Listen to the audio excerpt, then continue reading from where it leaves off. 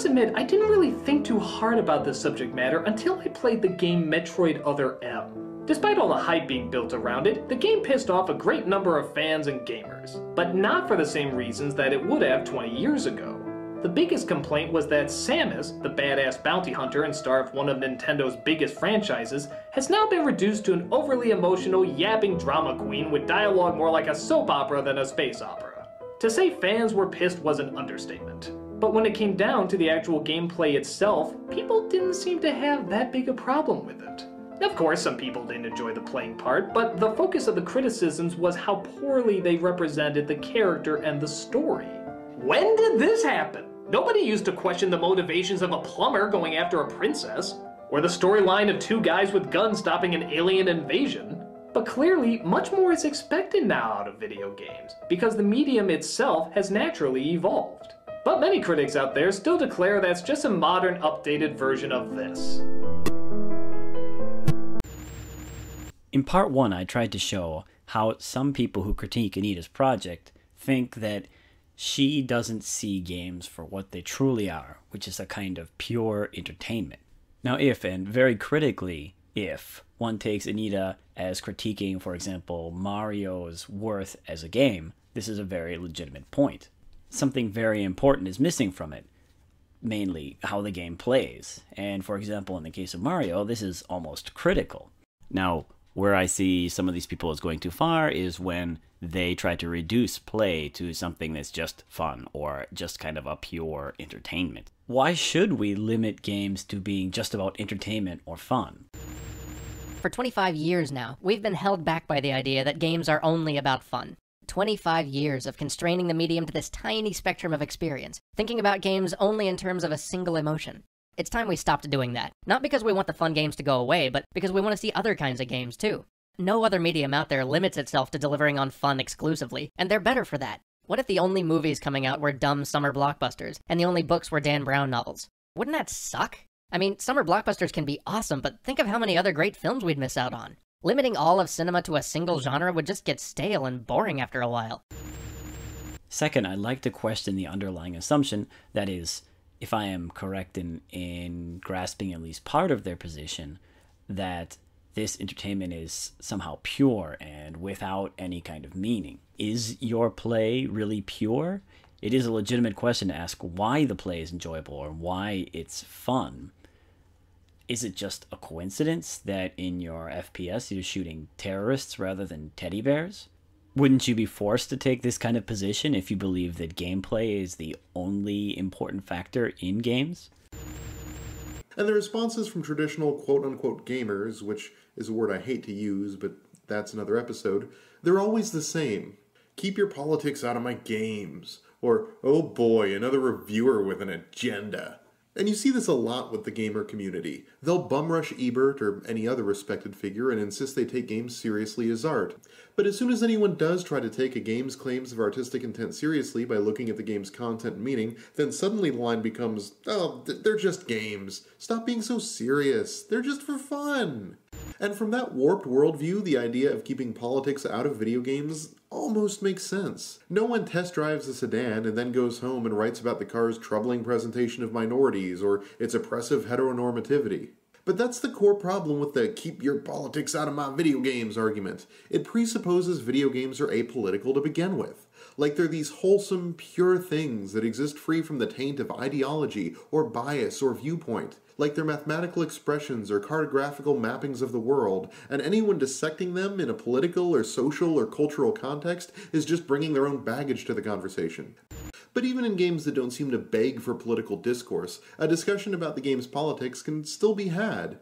There's certainly something to be said about the assumptions, say, civilization builds into its simulations. Look at its win states and what they value: technological progress, military conquest, economic superiority, and cultural domination. You don't win by eliminating hunger, or poverty, or by nuclear deproliferation, or by having a particularly high standard of living. You get it for lack of a better way to phrase this, very American goals.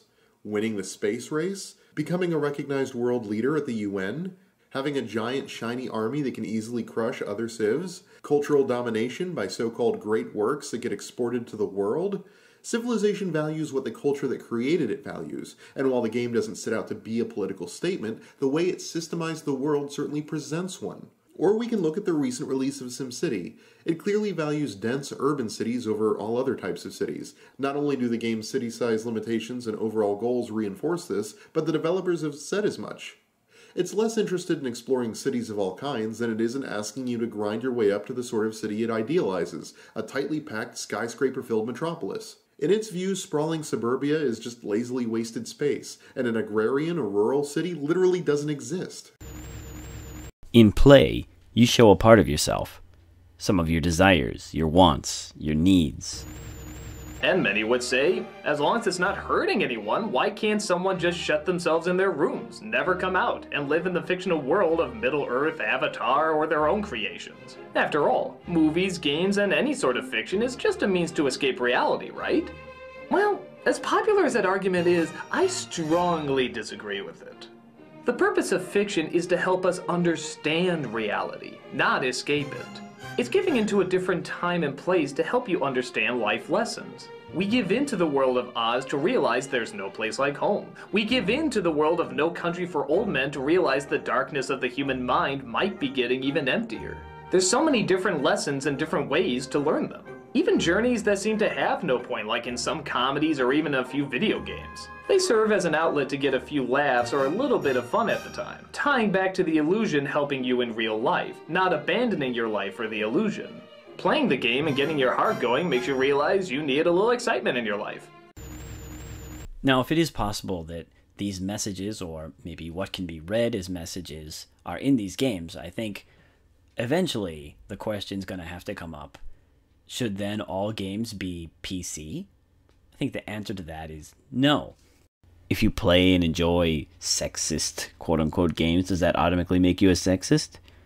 Well, no more than watching and enjoying people get torn apart in horror movies makes you a potential murderer. Yes, if we look into why we think some things like gunning people down or ripping their heads off is fun, we may often find deep, dark desires. But it's okay to indulge these deep, dark desires as long as it's in play.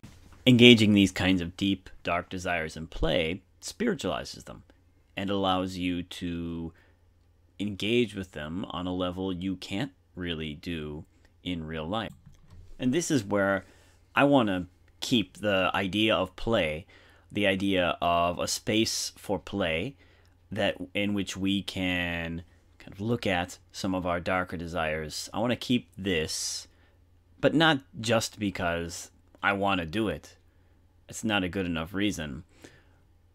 I think it's legitimate to keep the zone of play a kind of a place for free play because it contributes to a more complete existence. It contributes to a fuller expression of yourself. And if it's kept within that realm, it also does not harm others. It's a sentiment I've seen pop up a few times over the past week. People skipping GTA 5 because they don't want to root for criminals or play the villains. And that's legit. That's a fair enough desire. It's certainly not mine though. For indeed, while Greg the Demon King Tito and similar pundits feel uncomfortable playing bad people, as is their inalienable right, I actively revel in it. As far back as Dungeon Keeper, I've been in love with the idea of playing the villain. The real villain, not some half-committed anti-hero with token attempts at moral justification. It's not because I want to do bad things in real life, quite the opposite. Video games, I feel, have the potential to explore darker sides and morbid fascinations in a safe environment, or test our limits and resolve when tasked with doing something that in reality we'd find utterly abhorrent. And I don't believe you have to root for these characters either. I mean, I hate Kane. And I hate Lynch, and my total dislike for them as people makes my active contribution to their goals all the more compelling.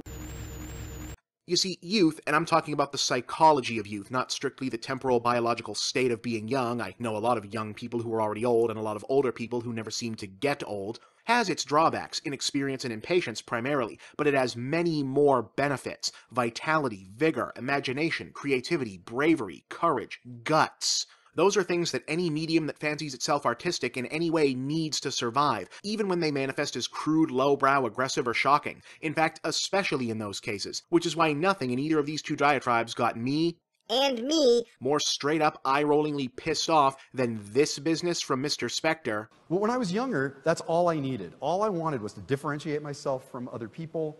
You know, if it was gonna convince my mother that I was gonna turn into a juvenile delinquent, I was there. I needed to be transgressive, and adrenaline rush and spectacle were all I needed. And this business from Mr. Cage. Some games just go over the top for the sake of having more blood or more sex or being more shocking than their competitors. And I think that's also a mistake. We want to get credibility. I won't necessarily say there's something wrong with a person losing the taste for button-pushing, in-your-face expressions of sex, violence, and other extremes of human passion as they get older. It hasn't happened to me yet, but I can't promise that it won't, brain chemistry and all that.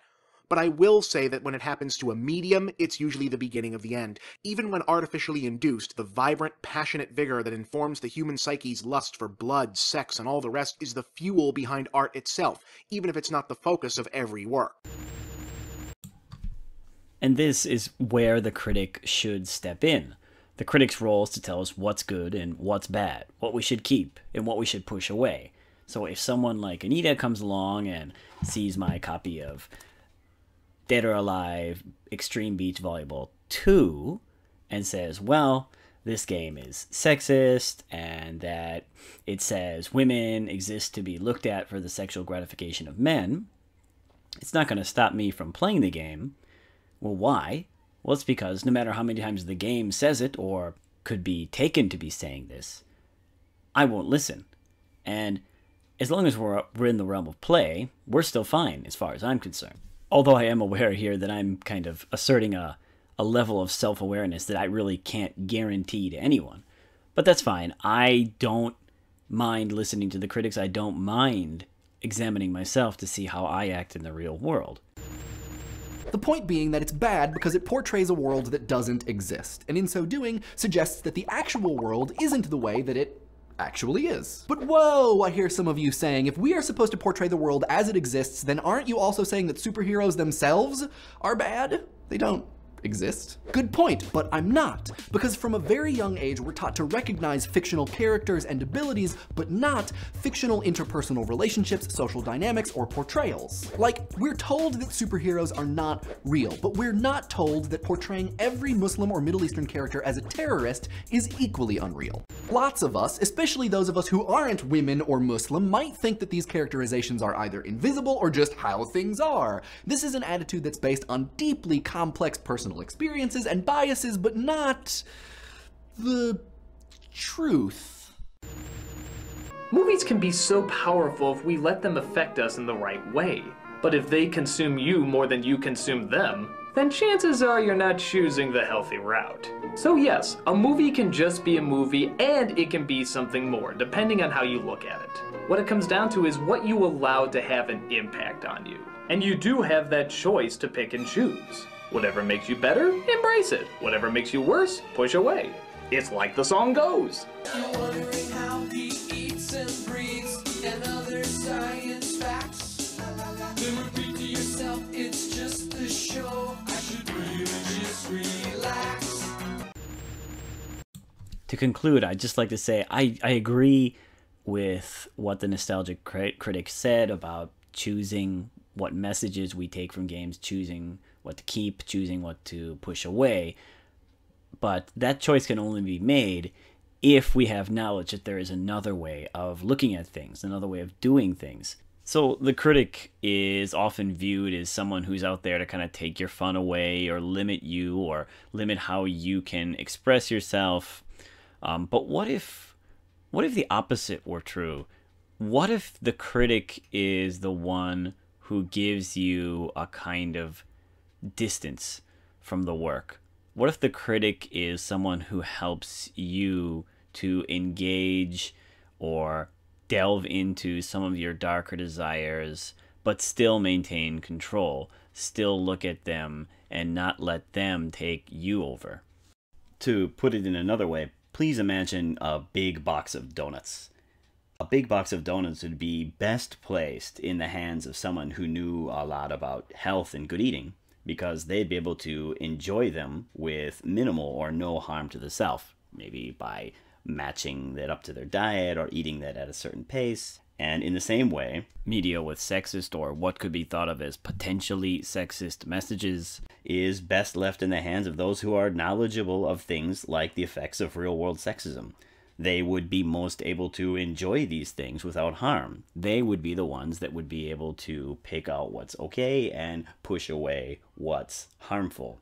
And of course, in the same way, yes, a donut is not going to kill you. The biggest problem with you would be something like maybe some kind of lifestyle choices that you would have to correct for. And of course, one piece of sexist media is not going to turn you into some kind of crazy sexist maniac, but the person in the best position to handle both of these would be someone knowledgeable, someone who's well informed. The critic, if they're any good, hopefully they'll give you a kind of a knowledge. And isn't this, in the end, a kind of freedom? And maybe even this freedom allows us to go even deeper, to look at even darker desires, as long as we keep our wits about us and we are aware.